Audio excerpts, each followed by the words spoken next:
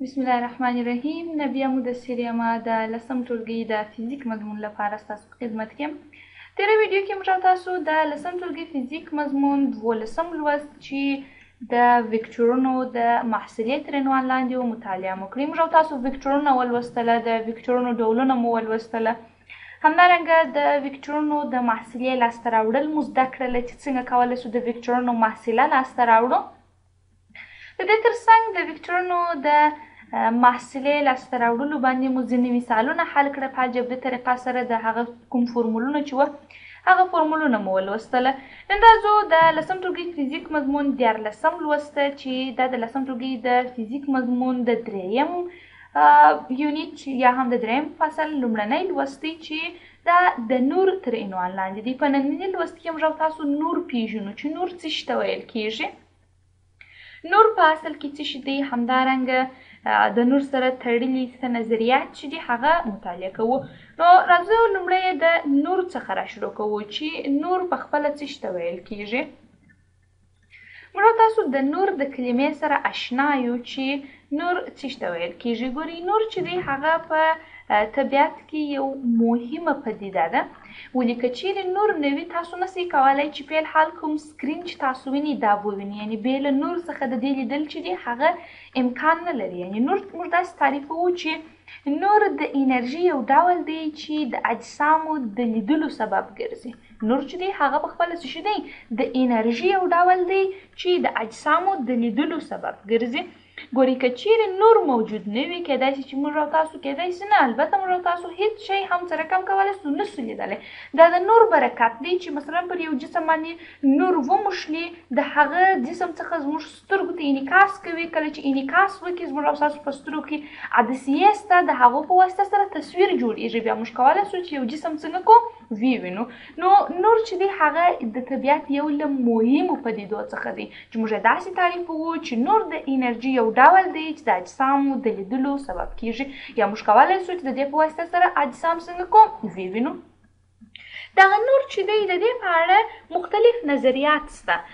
کله چې نور د خپلې منبع څخه خپریږي، دغه منبع څخه د خپرېدلو په اړه مختلف نظریات شته. ځینې عالمان داسې وایي چې نور چې دی هغه مثلا د ذراتو په شکل سره خپریږي، ځینې داسې وایي چې د صفحې په شکل سره خپریږي. راځو موږ تاسو د وختونو په جریان کې د عالمانو نظریې وایو د نور په اړه، چې عالمانو د نور په اړه څه نظریې درلودلې. د دې ټولو نظریو د جملې څخه یې موږ تاسو لومړی د نیوټن د نظریې څخه را شروع کوو چې دغه نظریې ته په خپله د نیوټن ذروي نظریه ورته ویل کیږي. د نیوټن څه ورته ویل کیږي؟ د نیوټن ذروي نظریه.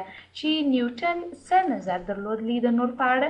نیوټن چې و هغه د نور په اړه داسې نظر درلودلی چې نور چې دی هغه د خپلې منبع څخه د ذراتو په شکل سره په مستقیم ډول سره خپریږي. نور چې دی هغه څنګه خپریږي؟ د یوې منبع څخه د ذراتو په شکل سره په مستقیم مسیر باندې خپریږي. یا داسې ویلی شو چې د نیوټن د نظریې په اساس نور د ذراتو یو بنډل دی چې د منبع څخه په مستقیم مسیر باندې سره کم کیږي خپریږي. د مثال په توګه سره فرض کړئ چې مثلا دا څه شی دی، لمر دی. دا څه شی سو دا لمر سو چې د خپله د نور هغه څه ورته ویل کیږي، منبع ورته ویل کیږي. د نیوټن نظریه دا رقم وه چې دا نور چې دی دا دغه خپلې منبع څخه په مستقیم مسیر باندې د ذراتو په شکل سره سره کم کیږي خپریږي. معنا د ذراتو په شکل سره دی په مستقیم مسیر باندې خپریږي، او کله چې پر اجسامو ولګیږي بیا موږ کولی شو چې شیان څنګه کوو ووینو، یا هم شیان د لیدلو وړ دی ترقي راته ګرځوي. دا د نیوټن نظریه وه چې دغه نظریه ته د نیوټن ذروي نظریه هم ورته ویل کیږي. همدارنګه د نیوټن څخه وروسته دویم عالم چې د نور په اړه خپل نظر وړاندې کړی دی هغه په خپله د چیش په نوم سره یادیږي، د هیوګینز په نوم سره یادیږي. دویم عالم چې و هغه د هیوګینز په نوم سره و چې د نور په اړه خپله نظریه ورکړله. د هیوګینز نظریې ته خپله چې ویل کېږي څپهییزه نظریه هم ورته ویل کېږي. د هیوګینز نظریې ته څپهییزه نظریه هم ویل کیږي. د هیوګینز نظریه په دې ډول سره وه. هیوګینز داسې ویله چې نور چې دی هغه د یوې منبع څخه په څپهییز ډول سره خپریږي. نور چې دی هغه د یو منبع څخه په سره کم ډول سره خپریږي، په څپیز ډول سره خپریږي، یا هم د څپې په ډول سره دی سره کم خپریږي، د څپې په ډول سره دی د خپل منبع څخه خپریږي. معنا دا چې د نظریه دا رقم و چې نور چې دی هغه د یو څپې په شکل سره سره کم کیږي، د یو څپې په شکل سره د خپل منبع څخه سره کم کیږي خپریږي. دا د هیوګنز نظریه و.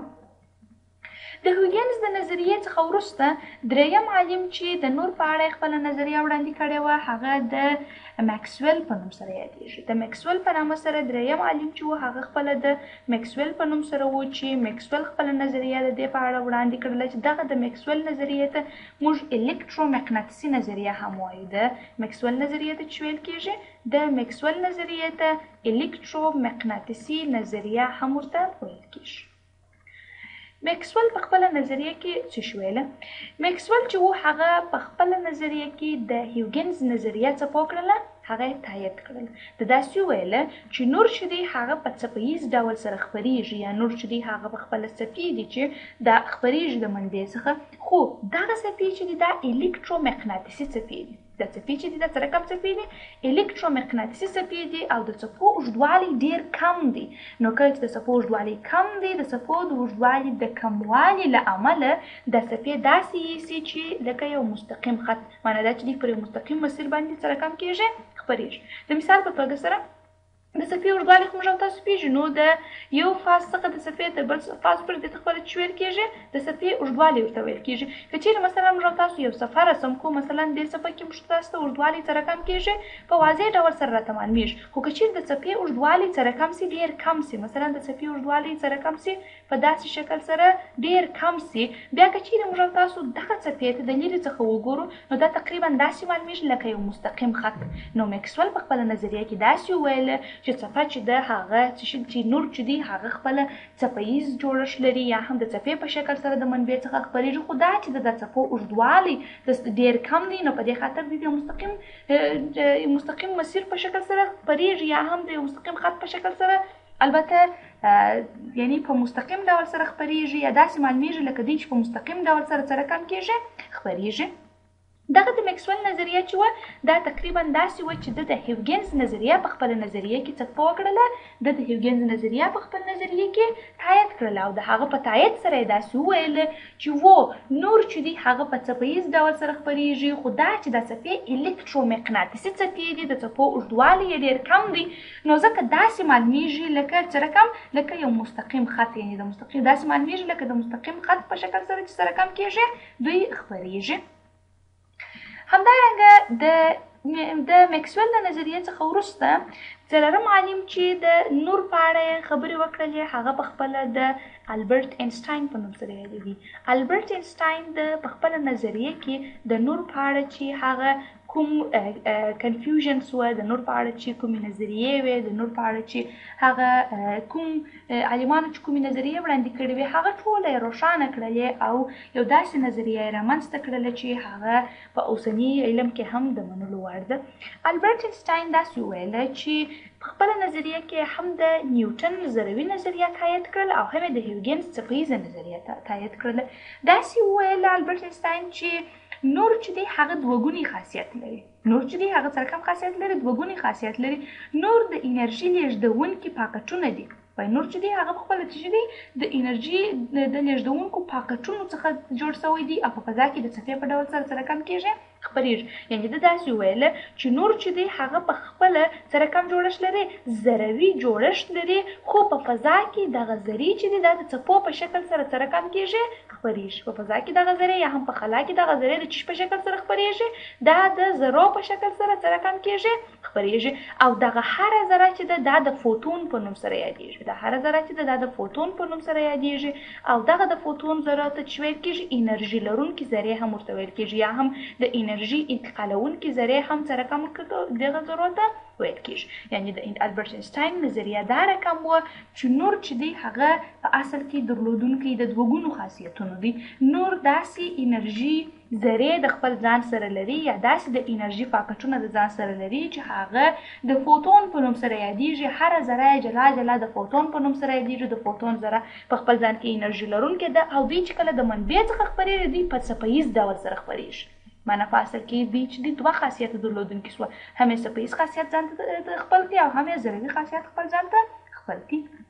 دا و د نیوټن ضروي نظریه چې د نیوټن په ضروي نظریه کې موږ تاسو داسې ویل چې نیوټن د نور په اړه داسې نظر درلودلی چې نور چې دی هغه په خپل د ذرو څخه جوړ شوی دی چې په مستقیم مسیر باندې خپریږي. هیوګینز نظریه څپهیزه نظریه چې نور د منبع څخه په څپهیز ډول سره په څپهیز شکل سره خپریږي.